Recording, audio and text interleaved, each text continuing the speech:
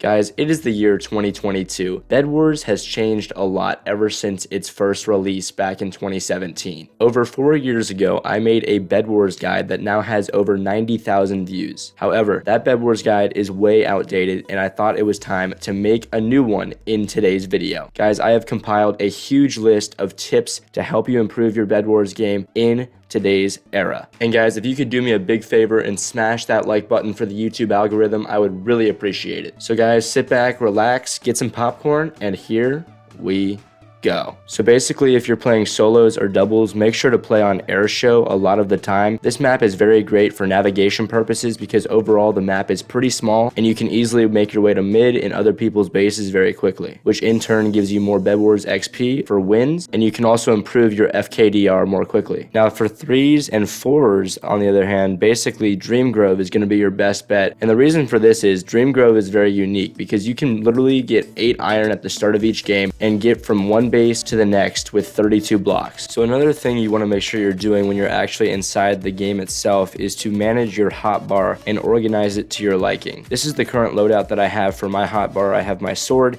and then 3 tools prioritized in these 3 slots, and the reason for that is one's going to be an axe, one's a pickaxe, and one is my shears. And then I would not recommend having the compass in here at all because I simply would want to leave that up here in my inventory because I won't need that until late game. And that's personally how I set up my hotbar. I think it works out great for me. So another thing that you want to make sure you have set up is your quick buy feature. That is this first menu right here that you have. You have 27 slots available here to be used. Make sure you use every single one of them. I personally use these items the most, these 27 right here. So I highly recommend using these 27 items if you want to have success, because personally these 27 items are pretty much all I use in the game. I rarely use anything else. If I do, I can obviously just go here and buy obsidian, for example, but you want to make sure you have your quick buy items set up properly. Alright guys, so I want to show you exactly how powerful iron golems can be here. This guy's going to go in for the win. He's going to have more health than I am. Watch this. Iron Golem in for the win.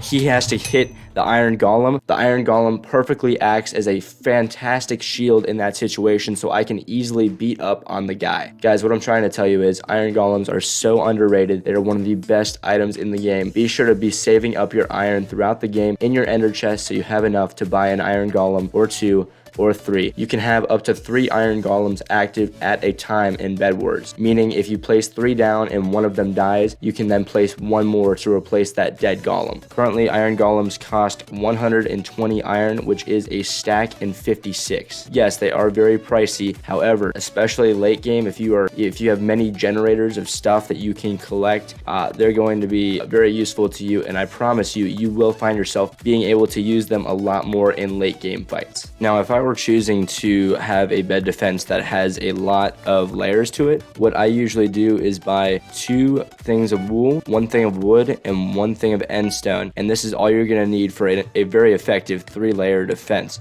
So this is called the butterfly technique. I'm sure you guys have heard of it before, except I do want to emphasize one thing about this defense that not many people actually do, and it makes the whole defense a lot more effective. So most people just leave it like this, or a lot of people do, is what I see when I play 3s and 4s. However, you want to use these 32 blocks of wool, and you're going to use every single block. You want to make sure you add this cover as a 3rd layer for your bed defense. This is very critical because not many people buy shears at the beginning of games, and it does not take that long to put that 3rd layer of wool on here. Now this guy's going to have to go through 3 layers to get to my bed. And see, because of those 3 layers, I actually saved myself from getting my bed destroyed here. Obviously, I'm not actually focusing on this guy right now. I'm giving a tutorial on the actual bed defense itself. See, with this guy's 1 layer of wool, my shears can easily go through this and get to his bed. Now, he is going to need to die. Okay, we got him pretty low. And just for the sake of my dignity, I needed to kill that guy.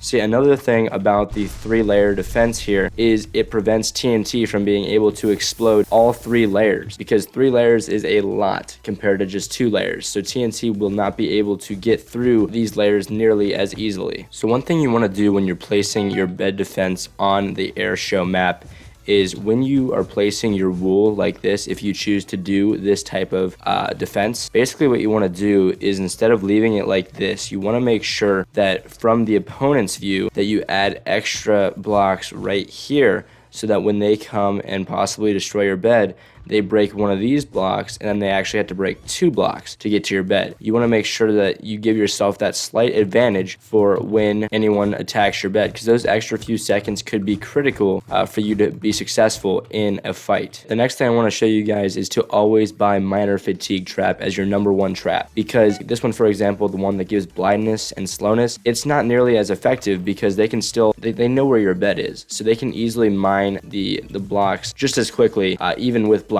So you want to make sure you have minor fatigue, because it's still going to alert you that people are at your base. And the biggest thing I use the trap for is to know when my bed is about to be gone. So always prioritize the minor fatigue trap. Alright guys, so another skill you need to master is how to TNT jump and fireball jump. This is very important if you ever want to really be able to get out of a jam. Here's an example. If that bridge is where I need to go and I have a fireball, you basically just point it at the ground and jump at the same time, and that gets you exactly where you need to be. It's very important to practice this skill of TNT jumping and fireball jumping. Both of these are very effective strategies to really get yourself out of a pinch. If 2 teams are on you, you can easily do this to get the high ground and get the positioning that you need to get out of that sticky situation. So the TNT jump is really cool because you can use this to get from island to island. I don't have my bed anymore in this one game that I'm in, so I'm currently just going to make a safety platform just in case something bad happens. But basically, I'm going to want to get from this island right here to that little small island right there at the end of this little bridge. So what I'm going to do this is place it down. I have the TNT timer mod to time it up,